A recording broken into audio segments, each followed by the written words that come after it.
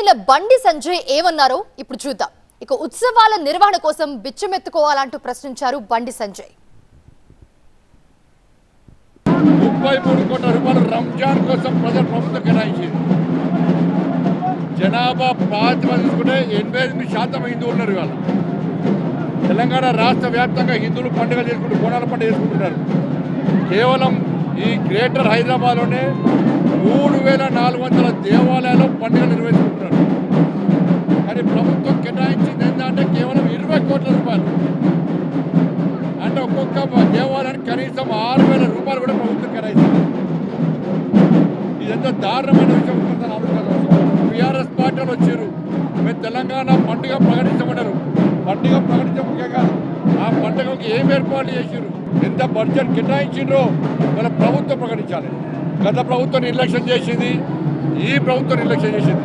కేవలం 20 కోట్ల రూపాయలు దేనికి సరిపోతాయి? మన హిందువులు పిచ్చమెత్తుకునే పరిస్థితి తెలంగాణ రాష్ట్రంలో.